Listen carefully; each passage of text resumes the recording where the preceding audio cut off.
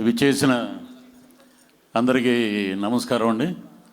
ముఖ్యంగా ఈ సినిమా చూస్తే, ఆ ట్రైలర్ చూస్తే, ఆ వైకుంఠం నుంచి దిగి వచ్చిన వెంకటేశ్వర స్వామి, ఆ పక్కనే హీరో శ్రీకాంత్ గారు, మిస్టర్ మిడిల్ క్లాస్ అంటాకి నాకు ఆ ఫోటో చూసినప్పుడు వాళ్ళిద్దరూ వాళ్ళ చేయి పట్టుకుని నడుస్తూ వస్తుంటే ఒకే ఒక స్టిల్లు నాకు ఇప్పటి వరకు గుండమ్మ కథలు ఎన్టీ రామారావు గారు, ఎస్వి రంగారావు గారు, నాగేశ్వరరావు గారితో ఒక స్టిల్, అది ఎవర్ గ్రీన్, ఎన్ని సినిమాలు వచ్చినా. కానీ దాని తర్వాత అద్భుతమైన స్టిల్ ఇది.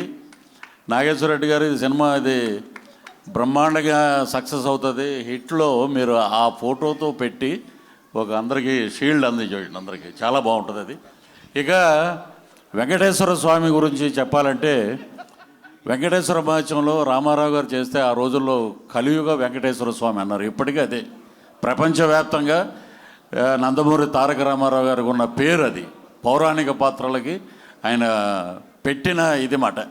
ఆ తర్వాత అన్నమయ్య వచ్చేటప్పటికి సుమన్ గారిని వెంకటేశ్వర స్వామి గెటప్లో వారిని నడిపించింది రాఘవేంద్రరావు గారు, అది సూపర్ హిట్.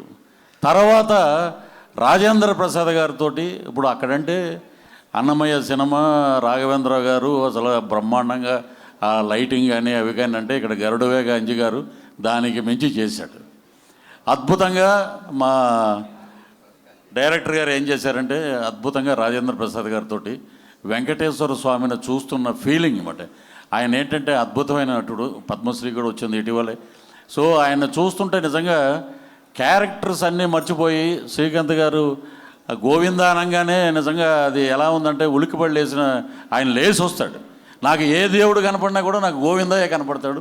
వెంకటేశ్వర స్వామి అనే వినాయకుడికి దండం పెడుతుంటే ఈయన ఉలిక్కిపడి లేస్తాడు, నా పేరు ఎక్కడ వెళ్ళిపోద్ది పక్కని.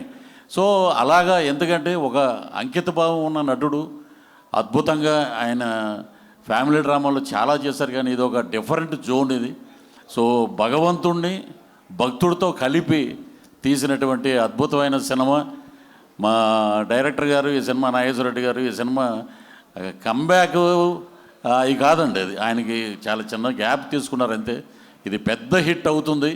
సో ఎందుకంటే ఆ దేవుణ్ణి నమ్ముకునే, ఆ దేవుడికి ఎక్కువ క్షేత్రాలు తిరిగే మనకున్న హీరోల్లో శ్రీకాంత్ గారు ఒకళ్ళు.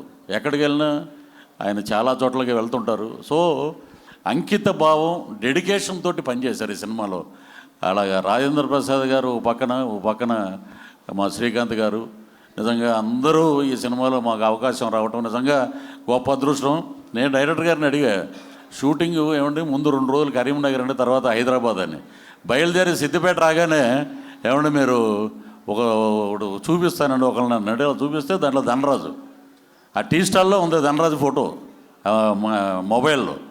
వారిని మీరు భలే చూపించారే, ధనరాజు భలే ఉన్నాడు దీంట్లో అనుకున్నాను. నిజంగా స్క్రీన్ మీద చూస్తే అద్భుతంగా ఉన్నాడు తను. సో ఎందుకంటే మా ఊరే తాడేపల్లిగూడెమే తనది కూడా. సో ఆలీ గారు, ఇక్కడ రఘుబాబు గారు రాలేదు, రఘుబాబు గారు, అలాగే సునీల్ గారు ఈ సినిమాలో మా అద్భుతంగా అందరినీ క్యారెక్టర్ల వైజ్గా పెట్టారు. నిజంగా చాలా హ్యాపీ. ఈ సినిమా అద్భుతమైన విజయాన్ని సాధించి మా ప్రొడ్యూసర్ గారికి, ఆయన ఏంటంటే అలాగా చెయ్యి ఇలాగ ఇచ్చే అభయహస్తంలాగా డబ్బులు వస్తాయి. మా డైరెక్టర్ గారికి 10 సినిమాలు వస్తాయి. మా హీరో గారికి ఇదొక, ఆయన చేసే క్యారెక్టర్లో ఇదొక అద్భుతమైన హీరో పాత్రగా మిగిలిపోతుందని మనస్ఫూర్తిగా ఆ భగవంతుని ప్రార్థిస్తూ, ఆ వెంకటేశ్వర స్వామిని ప్రార్థిస్తూ, మా సినిమా జూలై 17వ తారీఖున రిలీజు అద్భుతమైన ఘన విజయం సాధిస్తుందని మనస్ఫూర్తిగా కోరుకుంటూ ఈ అవకాశం ఇచ్చినందుకు మా నాగేశ్వర రెడ్డి గారికి, అలాగే ప్రొడ్యూసర్స్ గారికి అందరికీ పేరు పేరున కృతజ్ఞతలు తెలుసు సెలవు తీసుకున్నాం. నమో వెంకటేశాయ.